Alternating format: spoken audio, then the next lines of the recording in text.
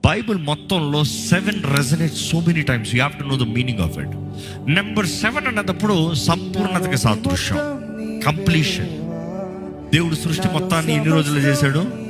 7 రోజులు చేశాడు. 6 రోజులు పని చేసి 7వ రోజు ఏం రోజు అని చెప్పాడు? విశ్రాంతి, రెస్ట్, కంప్లీషన్, రెస్ట్. అదే సమయంలో వాక్యంలో చూస్తూ ప్రకటన గ్రంథం చదివితే 7 కనబడతా ఉంటుంది. కారణం ఏంటంటే నా భార్య పుట్టినరోజు తన ఇంట్లో నెంబర్ 7 అంటే 7 పెట్టాను. నాకు అనిపిస్తుంది, అబ్బా దేవుడు నా కొరకు 7 పెట్టాడని. But then again coming back, బైబిల్లో చదువుతూ ప్రకటన గ్రంథంలో చూసినప్పుడు 7 ముద్రలు, 7 దీపస్తంభం, 7 బోరలు, 7 బౌల్స్, ఉగ్రత, 7 జడ్జ్మెంట్స్. 7 is resonating. ఇది నూతన నిబంధన ప్రకటన గ్రంథంలో చూస్తున్నామంటే పాత నిబంధన ఆది కాండం దగ్గర ప్రారంభమైంది. నిర్గమ కాండంలో కూడా చూస్తాము. దేవుడు అంటాడు, ఇదిగో లేవియా కాండంలో మనం చూడొచ్చు.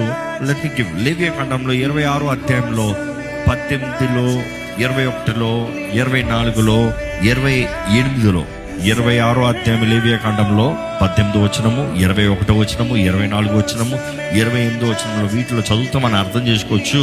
దేవుడు అంటాడు, I will punish you 7 times for your sins అంటాడు. అంటే నీ పాపముల నిమిత్తమై నిన్ను 7 రెట్లు, 7 మార్లు.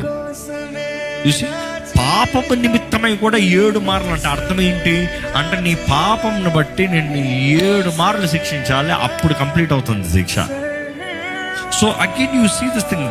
దానియేలు గ్రంథంలో చూసినప్పుడు in the book of Daniel 4వ అధ్యాయము 16వ వచనంలో చూస్తే నెబుకద్నెజరు తను గర్వించినప్పుడు దేవుడు మృగంలాగా చేస్తాడు.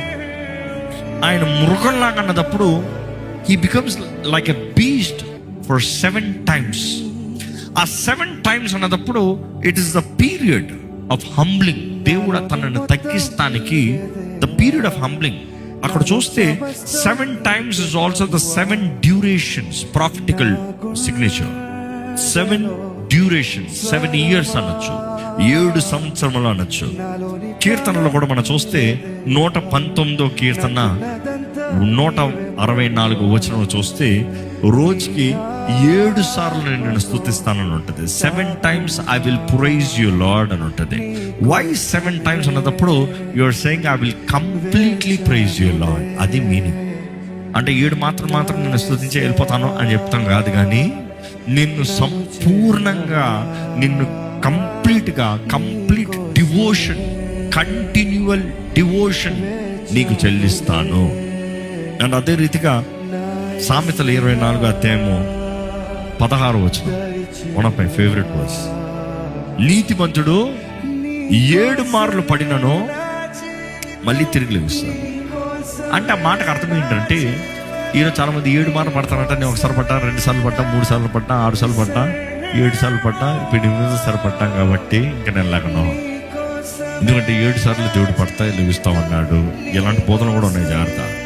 కానీ అక్కడ ఉన్న లేఖనపు అర్థం ఏంటంటే 7 times is not literally meaning 7 counts. It is to say, నువ్వు ఎన్నిసార్లు పడ్డా కూడా నువ్వు లేచి నిలబడటానికి దేవుడు నీకు శక్తినిచ్చే దేవుడు అని చెప్తానికి పశ్చాత్తాపడితే అర్థమైంది కదా. Terms, conditions applied. Without repentance there is no restoration. Amen. Everyone who repents, God is a God of restoration. So 7 అన్న సంఖ్య చూసినప్పుడు అనేక సార్లు తెలియజేయబడుతూ ఉంటుంది. ఇక్కడ ప్రకటన గ్రంథంలో చూసినప్పుడు 7 అన్న సంఖ్య దేవుని తీర్పుకి సాదృశ్యం ఉంటుంది.